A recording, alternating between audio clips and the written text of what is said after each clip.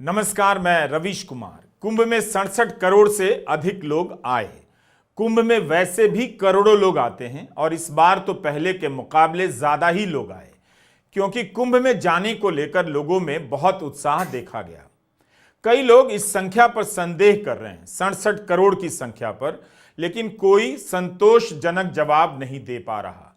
इसीलिए ज्यादा जरूरी है कि यूपी सरकार अपने इस फॉर्मूले को सामने लाए और लोगों को बताए कि इतनी सटीक गिनती का पैमाना क्या था। इतने लोग कैसे आ गए और कैसे गिने गए? रेल से आए, अपनी कार से आए, बस से आए, पैदल आए या ट्रैक्टर से आए? जब आप 67 करोड़ लोगों को गिन सकते हैं तो कार, बस, ट्रक और ट्रैक्टर भी गिन सकते हैं। इस सवाल का जवाब इसलिए भी जरूरी है क्योंकि भारत में 2021 में जनगणना होनी थी, नहीं हुई। आबादी की गिनती का जरूरी काम 4 साल से अटका पड़ा है, लेकिन यहां 67 करोड़ लोग गिन लिए गए।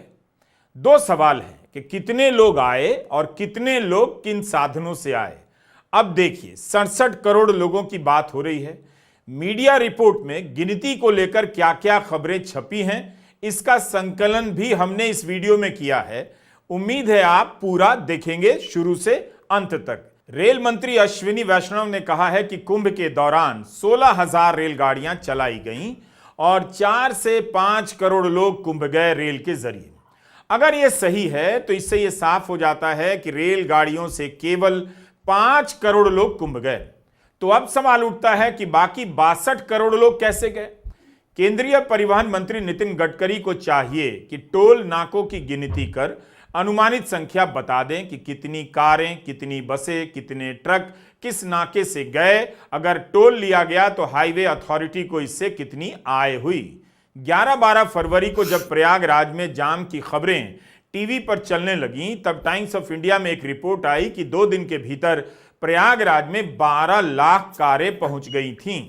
भारत में केवल 8% लोगों के पास अपनी कारें हैं। तो कार से कितने लोग आए, बस से कितने लोग आए, 62 करोड़ लोग कैसे आए? क्योंकि 5 करोड़ लोगों को हमने इसमें से निकाल दिया है, वो ट्रेन से आए।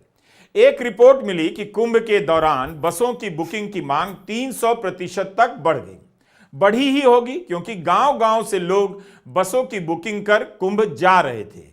मगर सवाल है कि कुल कितनी बसें गईं और एक बस ने कितने फेरे लगाए। मनी कंट्रोल एक न्यूज वेबसाइट है। इसमें कुंभ के दौरान बसों की बुकिंग को लेकर ट्रैवल एक्सपर्ट के बयानों के आधार पर एक रिपोर्ट छपी है। रेड बस एक और कंपनी है। इसके अनुसार दिसंबर के ट्रैफिक से तुलना करने पर बिहार और झारखंड में सीट बुकिंग में 500 गुना की वृद्धि देखी गई। दिल्ली और प्रयागराज के बीच जनवरी में बस ट्रांसपोर्ट 648% तक बढ़ गया। यह प्रतिशत में बताया जा रहा है, यात्रियों की संख्या ठोस तरीके से नहीं बताई जा रही है। इस रिपोर्ट में योलो बस के सीईओ का बयान है कि महाकुंभ में 80 से 90% लोग बसों से गए। बस कुंभ का आधार है। इसी रिपोर्ट में किसी ट्रैवल एजेंसी के एक्सपर्ट का बयान छपा है कि हर दिन 6 लाख लोग प्राइवेट बसों से प्रयागराज जा रहे हैं। यह संख्या आधिकारिक तो नहीं मानी जाएगी, फिर भी इसके आधार पर आप अनुमान लगा सकते हैं कि अगर एक दिन में बसों से 6 लाख लोग जा रहे हैं तो 45 दिन में 2 करोड़ 70 लाख लोग प्राइवेट बसों से गए होंगे। Private bus. रेल मंत्री कह रहे हैं रेलवे ने 45 दिनों में 4 से 5 करोड़ लोगों को कुंभ पहुंचाया। मनी कंट्रोल की रिपोर्ट के आधार पर हिसाब लगाया तो प्राइवेट बसों से अधिकतम 3 करोड़ लोग गए होंगे। तो इस तरह 8 करोड़ लोगों का हिसाब मिलता है जो रेल और बस से गए। हम फिर से जोर देना चाहेंगे कि यह अनुमानित आंकड़ा है।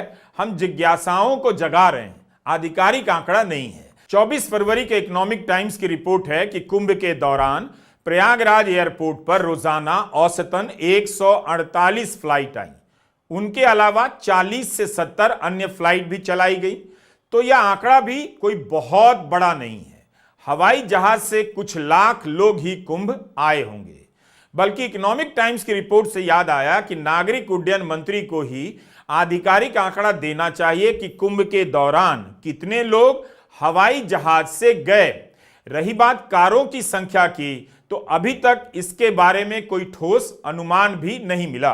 57 करोड़ लोगों का हिसाब नहीं मिल रहा है कि वे कुंभ कैसे गए, उनमें से कितने लोग कारों से गए। प्रधानमंत्री मोदी ने अपने ब्लॉग में लिखा है कि अमेरिका की आबादी का दुगना कुंभ में लोग गए।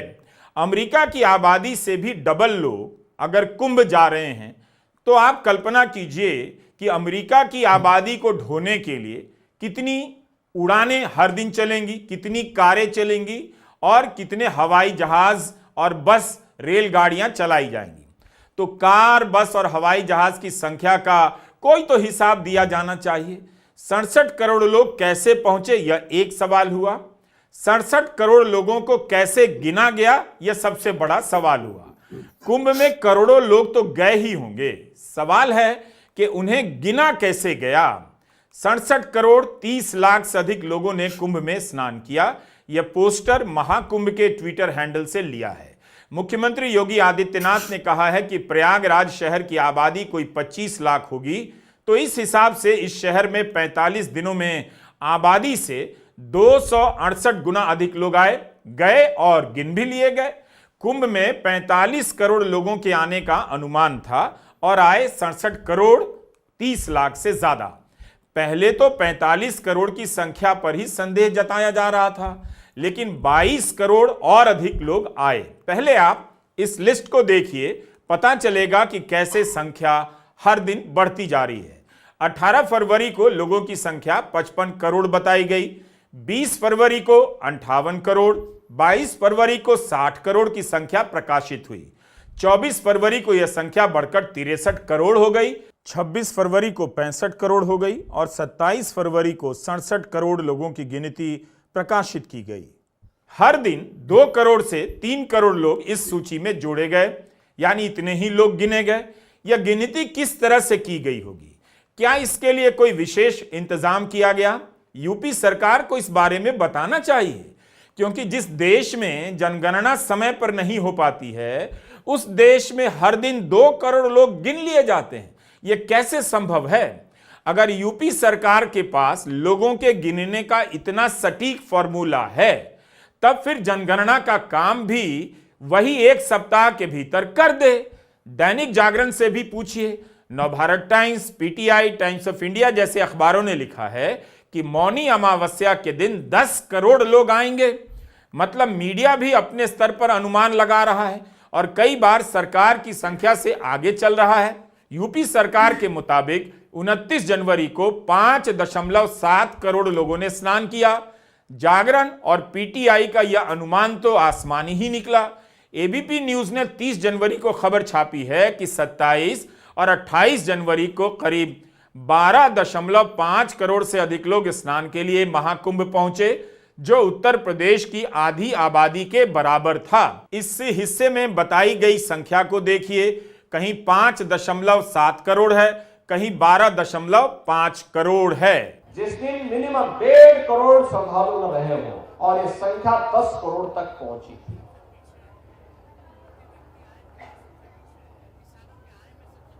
ऐसे ही मां विंध्यवासिनी धाम में इस दौरान प्रतिदिन 5 से लेकर के 7 लाख श्रद्धालु और काशी बाबा विश्वनाथ के धाम में 10 से लेकर के 15 लाख श्रद्धालु प्रतिदिन जाता था। एक सर्किट यह बना, एक सर्किट बना अयोध्या धाम और गोरखपुर का। अयोध्या धाम में प्रतिदिन इस दौरान 7 लाख से लेकर के 12 लाख श्रद्धालु प्रतिदिन अयोध्या धाम गया और गोरखपुर में 1 जनवरी से लेकर के कल तक प्रतिदिन 2 लाख 2.5 लाख श्रद्धालु इस दौरान वहां जाता था। तीसरा सर्किट बना प्रयागराज से श्रृंगवेरपुर होते हुए लखनऊ और नेमिषारण्य का। लाखों की संख्या में श्रद्धालुओं का जमावड़ा वहां रहा। चौथा सर्किट बना प्रयागराज से लालापुर, राजापुर और चित्रकूट का, और 5वां सर्किट बना प्रयागराज से बुंदेलखंड एक्सप्रेसवे पकड़ करके श्रद्धालु जन मथुरा, वृंदावन और सुख तीर्थ की यात्रा के लिए भी गए हैं, बड़ी संख्या में, लाखों की संख्या में। इन दावों पर हमारा कुछ नहीं कहना, क्योंकि यह सही है कि कुंभ के बाद लोग वृंदावन से लेकर अयोध्या और काशी गए, लाखों की संख्या में गए। हम यहां केवल 67 करोड़ लोगों के गिने जाने के तौर तरीकों की बात कर रहे हैं। हर अखबार ने, चैनल ने सरकार द्वारा जारी आंकड़ों को छापा, दिखाया, पूरी दुनिया में यही संख्या प्रकाशित हुई है। हमने कई रिपोर्ट को पढ़कर यह वीडियो बनाया है और इस सवाल का जवाब ढूंढने का प्रयास किया कि 67 करोड़ लोगों की गिनती कैसे हुई। उम्मीद है यह हिस्सा आपको दिलचस्प लगेगा। 19 जनवरी को TV9 भारतवर्ष की वेबसाइट पर वरिष्ठ पत्रकार शंभुनाथ शुक्ल ने भी लिखा है कि 2025 के इलाहाबाद कुंभ में 4 बड़े स्नान क्षेत्र बनाए गए हैं और इन्हें 25 सेक्टरों में बांटकर कुल 40 वर्ग किलोमीटर का इलाका स्नान के लिए नियत किया गया है। एक व्यक्ति को स्नान के लिए कम से कम 1 वर्ग मीटर का दायरा तो चाहिए ही। ऐसे में 4 करोड़ वर्ग मीटर में कैसे 3.5 करोड़ लोग स्नान कर सकते हैं? अगर औसत 1 मिनट एक व्यक्ति को दिया जाए तो भी यह गणना 24 घंटे के स्नान में 40 से 50 लाख तक ही जाएगी। यूं भी प्रशासन करोड़ों की संख्या संभाल नहीं सकता। एक दूसरे लेख में शंभुनाथ शुक्ल सवाल उठाते हैं कि 13 जनवरी से 13 फरवरी तक 50 करोड़ के स्नान का दावा भी बहुत अधिक है। इस दावे के अनुसार तो 55% हिंदू जनता स्नान कर चुकी है। कई और लोग इस आधार पर हिसाब लगाते रहे कि प्रति वर्ग मीटर में कितने लोग आ सकते हैं, मेला क्षेत्र का एरिया कितना है, हर दिन 2 करोड़ के आने का दावा सही है या नहीं। न्यूज 18 की एक रिपोर्ट है जो जनवरी के महीने में छपी थी। महाकुंभ में आए श्रद्धालुओं की गिनती सांख्यिकीय तरीके से भी होती है। इस विधि का पहली बार इस्तेमाल साल 2013 के कुंभ में हुआ। बता दें कि सांख्यिकीय विधि के मुताबिक एक व्यक्ति को गंगा स्नान के लिए करीब 0.25 मीटर की जगह चाहिए और उसे नहाने में करीब 15 मिनट का वक्त लगेगा। सांख्यिकीय गणना के मुताबिक 1 घंटे में एक घाट पर अधिकतम 12,500 लोग स्नान कर सकते हैं। इस समय